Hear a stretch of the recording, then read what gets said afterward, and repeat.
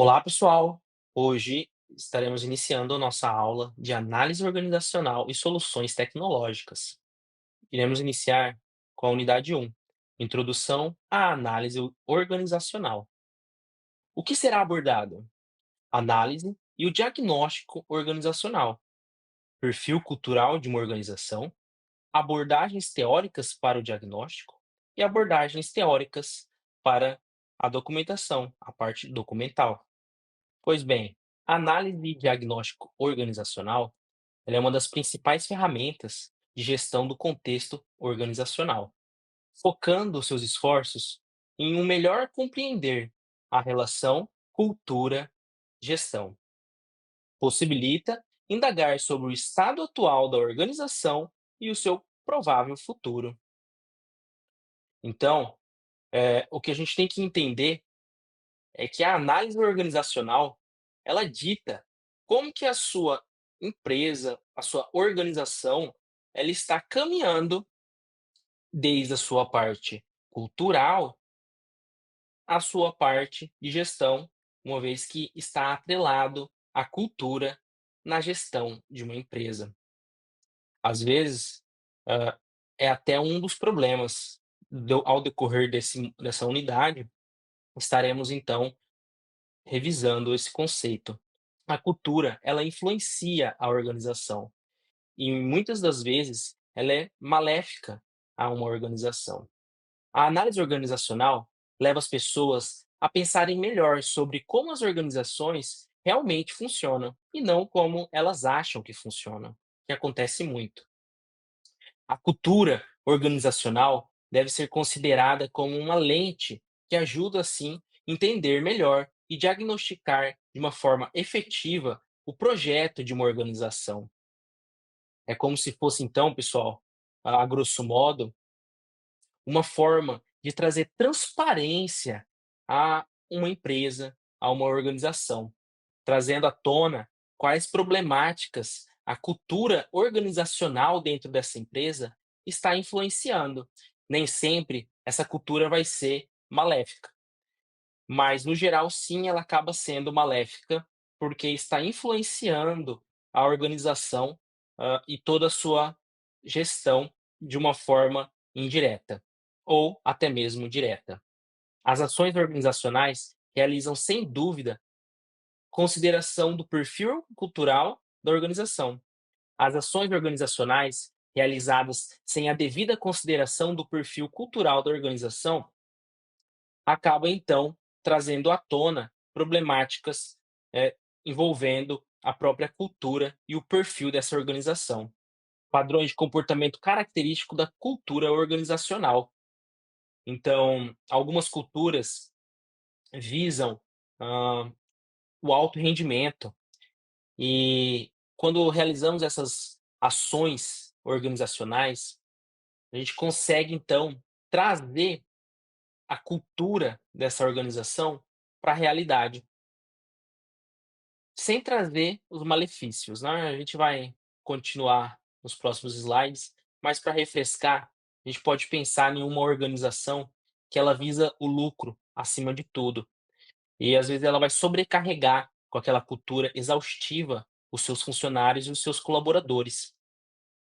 Por mais que a a própria organização não preze, eh, essa questão de performance elevada, a sua cultura dentro dela traz à tona, hã, essa problemática, exigindo dos seus funcionários trabalharem mais do que eles conseguem e até mesmo causando problemas de saúde mental dentro de uma organização. Então, o que a gente tem que entender é que a cultura dentro de uma organização, ela tem que ser prezada e levada a sério. E a forma que a gente consegue diagnosticar essas culturas são através dessas ações organizacionais. E é lógico, que a gente tem que levar em consideração a cultura dessa organização. Porque simplesmente adotar ações organizacionais sem essa devida consideração dessa cultura acaba sendo prejudicial aos participantes dessas ações e até mesmo às pessoas que estão em nível de gerência. porque não conseguirão alcançar os seus objetivos estipulados. O perfil cultural de uma organização, eles têm que ser levado a sério e dentro da nossa, literatura, temos alguns autores, como o Hofstede, de 1980, e lógico, os outros autores, né, ele consegue então trazer, o que seria essa cultura. E ele diz que a cultura de uma organização assume o caráter de uma programação mental das pessoas que convivem em determinado ambiente. Ela se refere, portanto, a um sistema ideacional e simbólico que só se concretiza via comportamentos manifestos no contexto de trabalho. Olha como é sério, né? Então a cultura de uma organização, ela assume a partir do caráter de programação mental das pessoas que convivem em determinado ambiente. Às vezes a gente quer que a nossa organização, né, assim sendo mais claro, tenha alguma cultura, mas o perfil de pessoas e aquele ambiente não é propício para que aquela cultura que eu estou buscando seja assumida nessa organização. E isso leva aos cargos de gerência a buscarem, ações que não conseguem trazer uma eficiência nessa modificação de cultura, justamente porque as pessoas que estão envolvidas nesse ambiente causam a degradação de uma cultura que é buscada e almejada por esse nível de gerência. E algo que a gente tem que sempre levar em consideração é que o comportamento que é manifestado dentro desse contexto de trabalho, ele tem que ser sempre revisado. Não adianta eu querer altos níveis de satisfação do cliente, sendo que o meu funcionário, o pessoal que está envolvido dentro dessa organização, não está satisfeito. Ora eles não estão satisfeitos, a cultura e o que eles emana dentro do sistema gerencial causa a degradação, então, da satisfação do nosso cliente. Então está todo correlacionado. Então é algo que se manifesta no contexto de trabalho e isso acaba, então, contaminando a cultura que eu estou repassando, hã, para o cliente. Quando eu digo cliente, fica indefinido, mas ao mesmo tempo você pode pensar que seria um cliente de um software, né, assim, de uma empresa que está construindo software e eu estou ofertando esse software para os clientes, até a parte mais de apoio técnico. Então, se eu estou numa cultura ali, né, de help desk, digamos, e esse help desk tem uma cultura exaustiva, que eles não estão satisfeitos, o que acontece? Esse contexto ambiental emana para o cliente. Quem nunca ligou para um 0800 ou para algum atendimento de helpdesk e sentiu aquele descaso, né, às vezes nem é um descaso, técnico, mas acaba sendo aquele descaso, emanado pela cultura que a pessoa está trabalhando. Então isso que a gente tem que entender.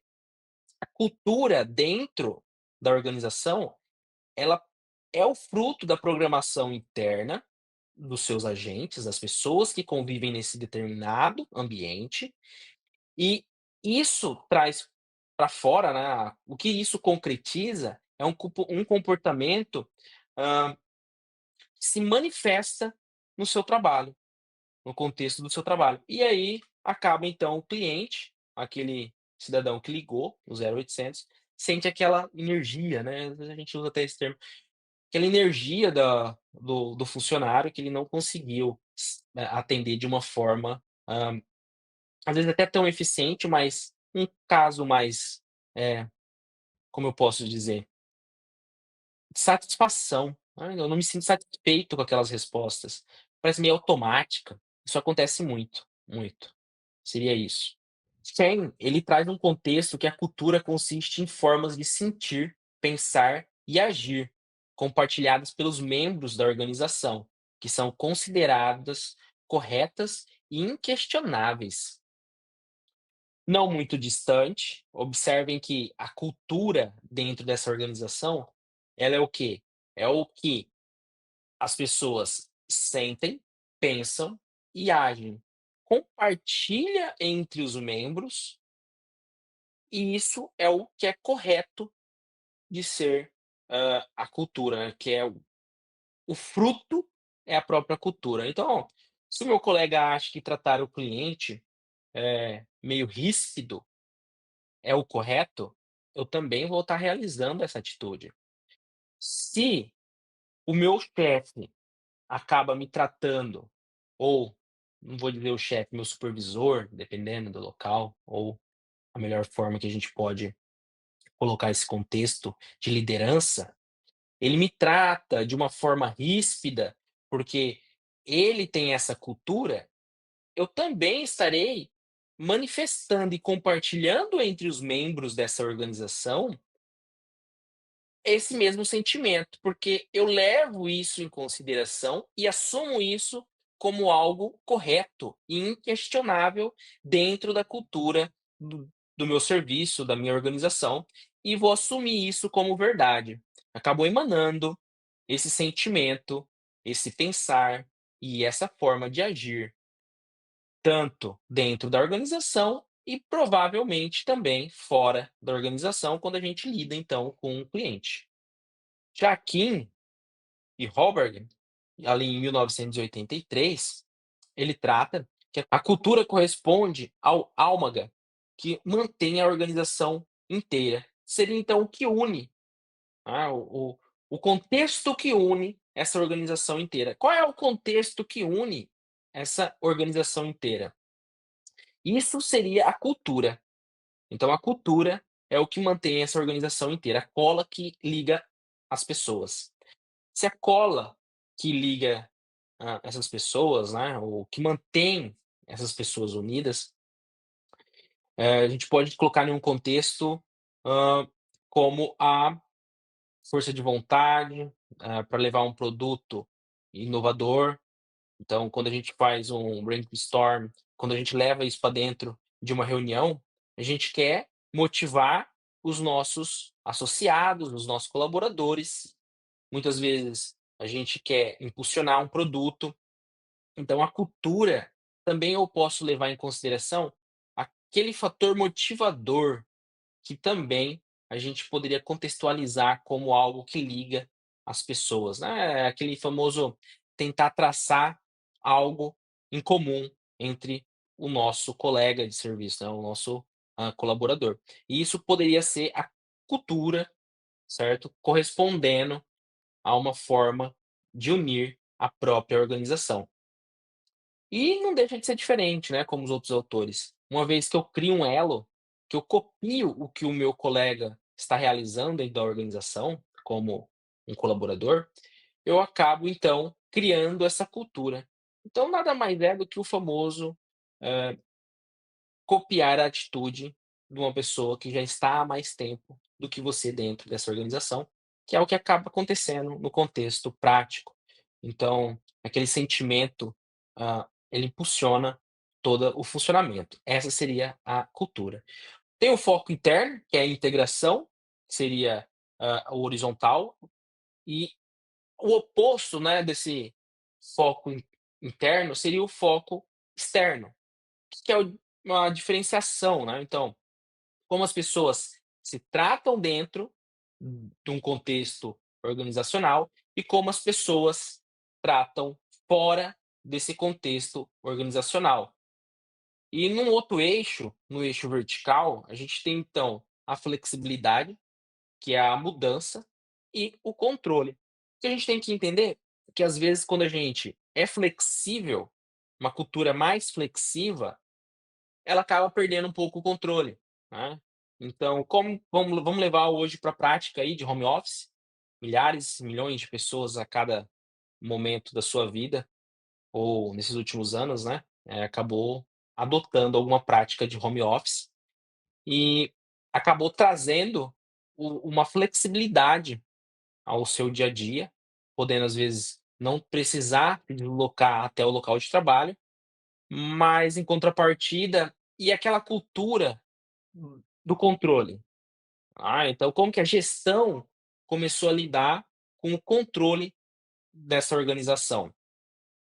Eles acabaram criando um regramento, para conseguir estabelecer formas coesas do home office. Começou a ter regras que começaram a cobrar uma eficiência maior.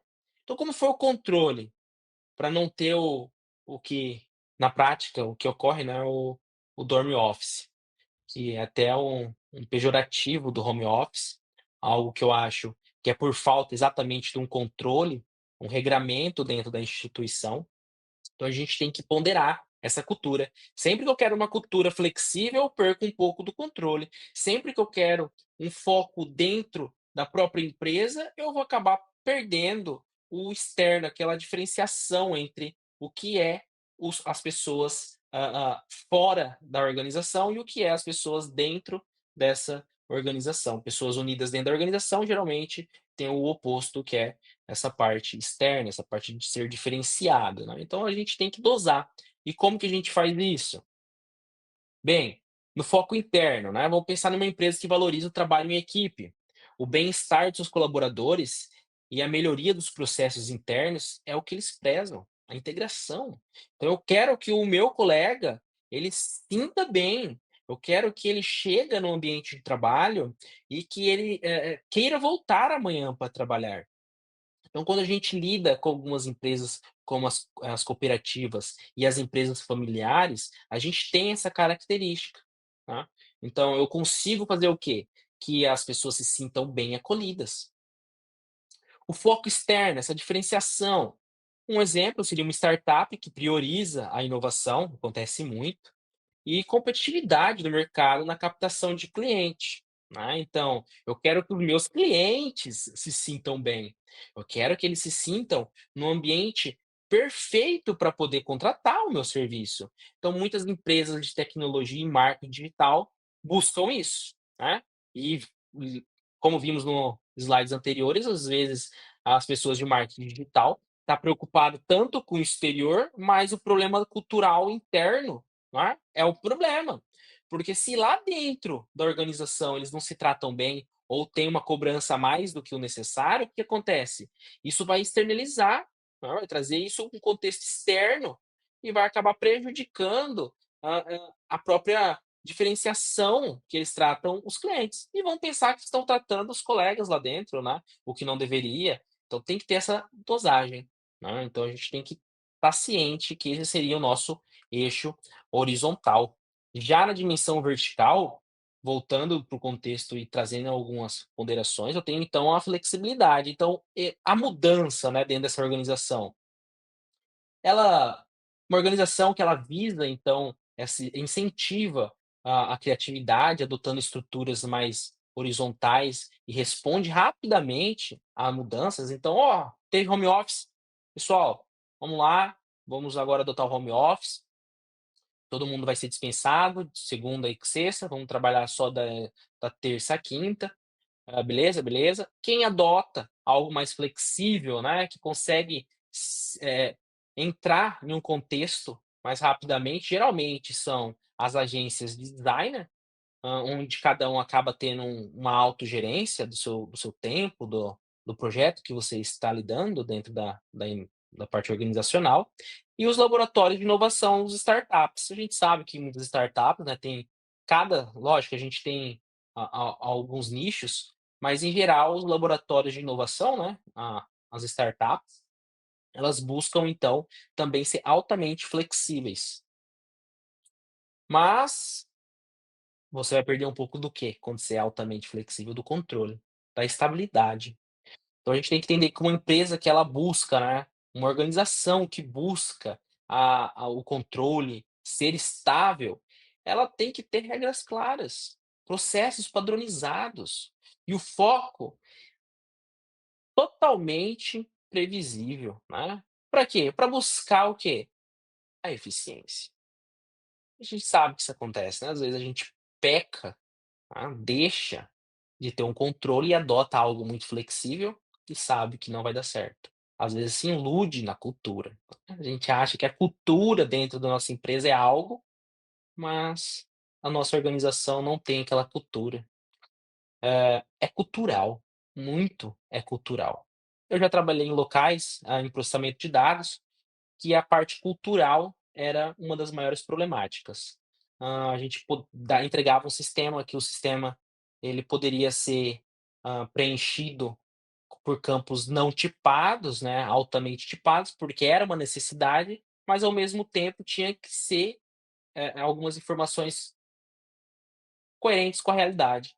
E pela cultura, as pessoas preferiam não preencher com o que era a realidade. E isso estragava a qualidade no processamento de dados.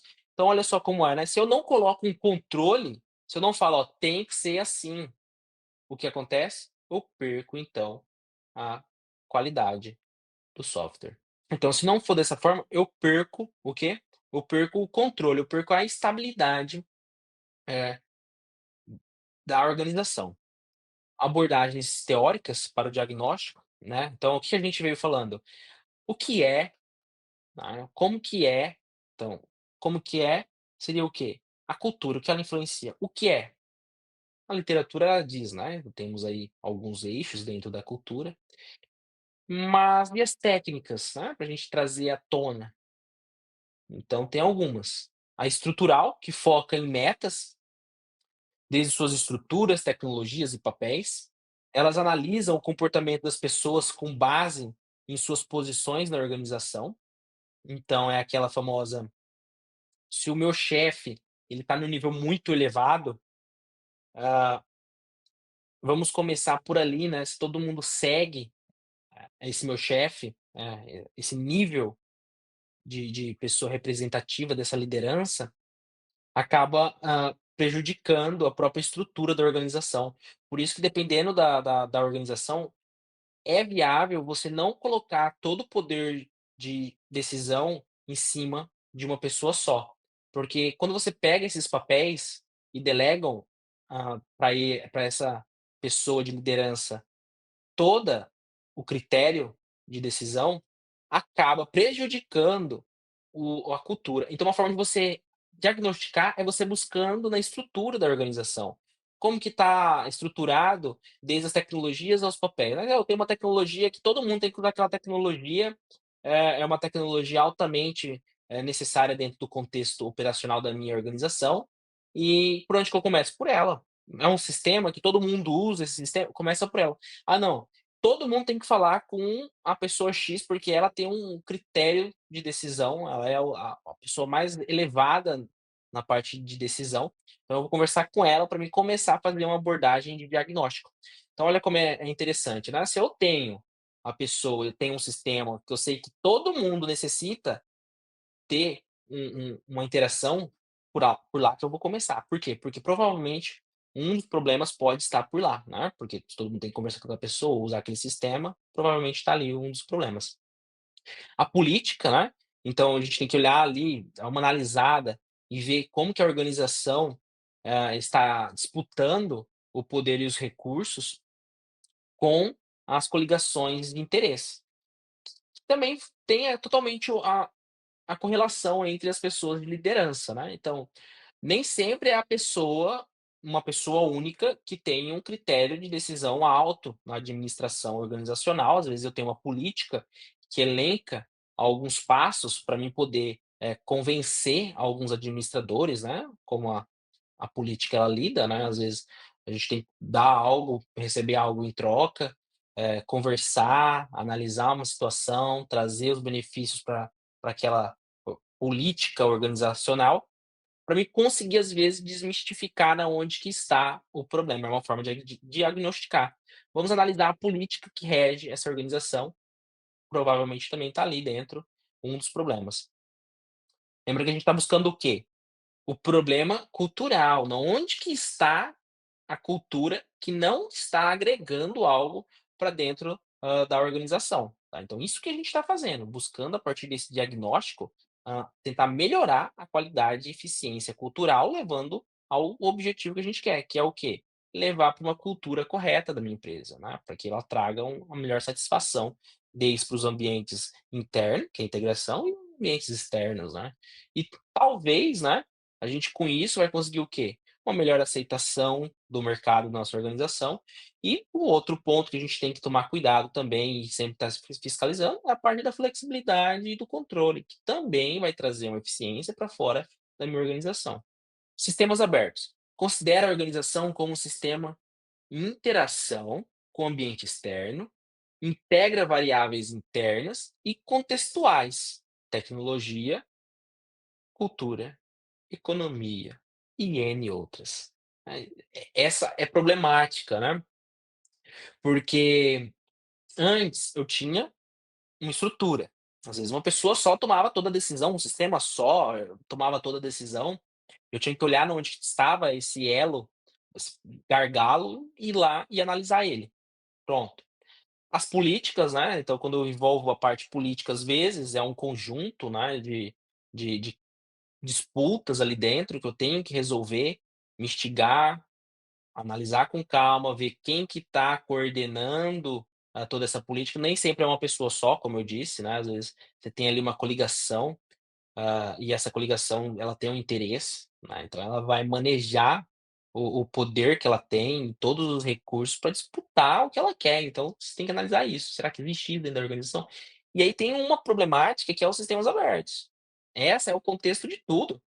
Então, essa minha organização, ela tem tanto o ambiente externo, as variáveis são políticas, são tecnológicas, são culturais, econômicas.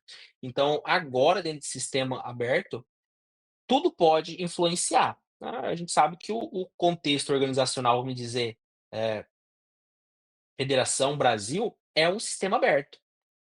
Por quê? É uma organização? É, uma organização pública, né, digamos assim, a mais grosso modo. E a gente tem caracteres tecnológicos, culturais, econômicos, que leva à política, leva a uma estrutura, então agora fica um pouco mais complexo de fazer essa análise.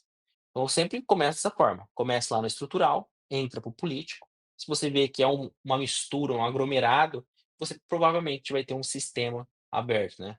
As teorias para diagnosticar ainda, nessa pegada, os modelos que analisam os subsistemas que geralmente estão em comuns, que é o que é a estratégia.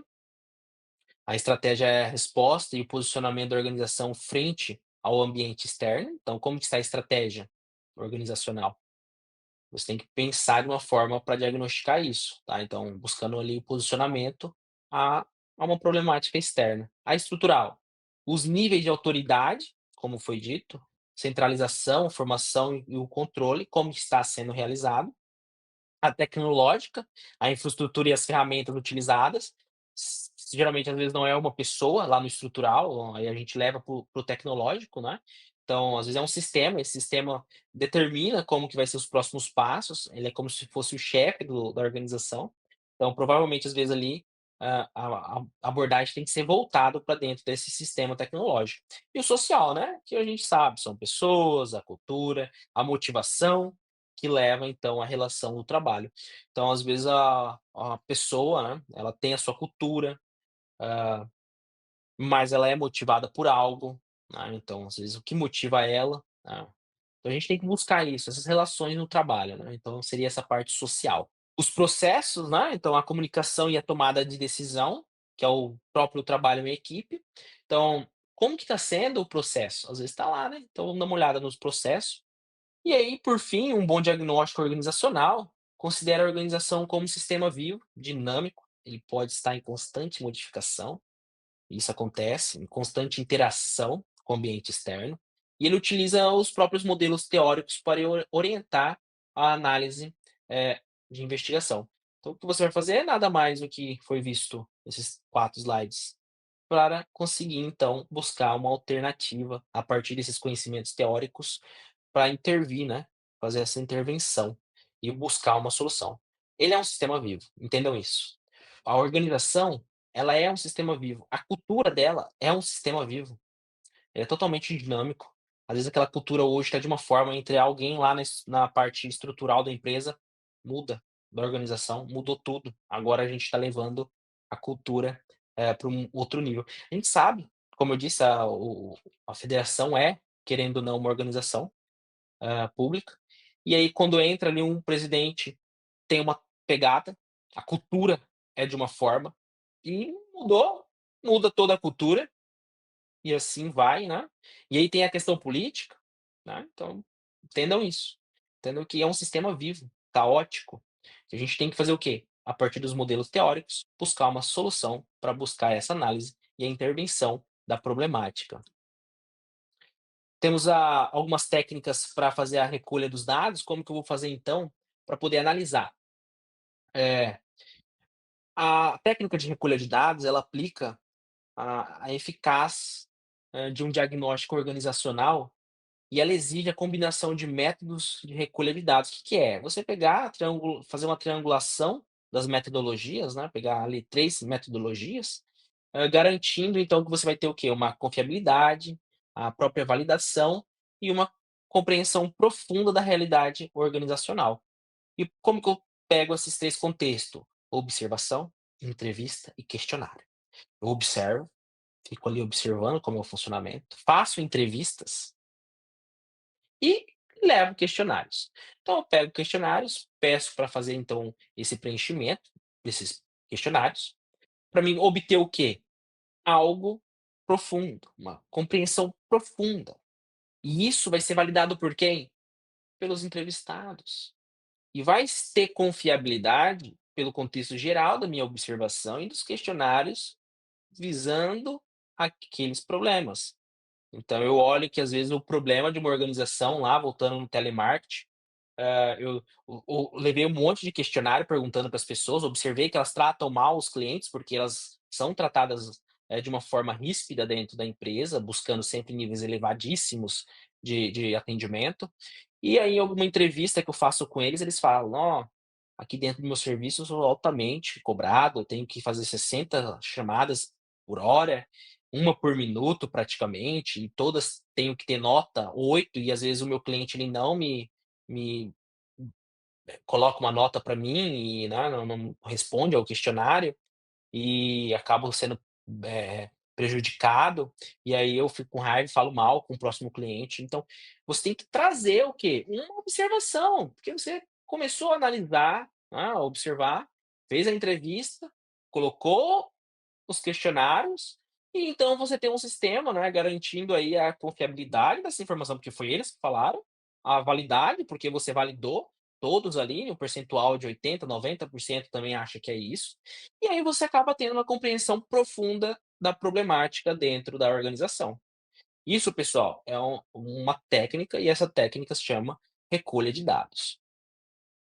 A técnica de recolha de dados, de observação, ela é direta e ela é indireta. Direta, ela é estruturada ou não estruturada, ela capta os comportamentos reais no ambiente de trabalho. Eu vou lá no ambiente de trabalho e eu começo a olhar o que está acontecendo, né, só na observação. Indireta, eu uso gravações, vídeos, registros da organização, não precisa observar diretamente o funcionário lá trabalhando, mas eu ouço as gravações, eu ouço, e aí eu vejo que do lado tem um cara gritando, né, um outro telemarketer gritando, e eu começo a observar que é um ambiente hostil, caótico, e a partir de vídeos de câmeras de monitoramento, eu observo que algumas pessoas levantam irritadíssimas e vão para o banheiro, ficam 1 hora lá, né, passando mal, e volta, mais bravo ainda. Registros organizacionais. Eu vejo que essa pessoa já foi afastada 5 vezes. Em 2 anos ela teve 5 afastamento por algum tipo de doença, né, organizacional, que seja, problema, eh, mental, né, eu digo, algo que está relacionado ao psíquico. Então, provavelmente, eu consigo começar a ter uma observação indireta a partir desses registros. Eu consigo ter essa recolha de dado pela observação e não precisa ser direta lá, eu vendo o cara gritando com o outro, não, pela própria análise dos dados. E eu tenho essa a vantagem, tá, que a vantagem é o quê? As pessoas, realmente fazem aquilo, porque eu peguei elas fazendo, né, então provavelmente elas vivem fazendo aquilo mesmo. Evita a distorção, Porque se você perguntar se o ambiente é daquele jeito do lado do chefe dela, você acha que ela vai te falar: "Não, o ambiente que eu vivo é hostil, precário, ninguém quer ficar aqui". Não, né. As limitações, pode haver um viés, do colaborador, como eu disse, né, o chefe tá ali do lado. Dificuldade de captar sentimento de motivações, às vezes o cara não tá nem motivado pra falar com você, quanto mais você vai conseguir captar isso. Agora, às vezes, observando, você capta, né, a motivação ou um sentimento de depressão, ou um sentimento de exaustão. Influência de presenças do próprio observador, né, então tô ali, pergunto pra ele, o cara: "Ah, que é bom, ótimo serviço", às vezes o chefe nem tá do lado, mas ele acha que você, às vezes, vai influenciar, né, no próprio emprego dele ali na organização, então isso não é uma boa pegada, tem esse probleminha, tá, nas limitações. O custo, né, é alto, pensa você pagar um profissional para ele ficar ali, né, observando, então geralmente a observação ela é bem cara. A recolha de dado de entrevista, ela é estruturada, perguntas fechadas, para não ter um viés, eh eh aberto e fixas, né, então 5 perguntas para todo mundo, fechadinho.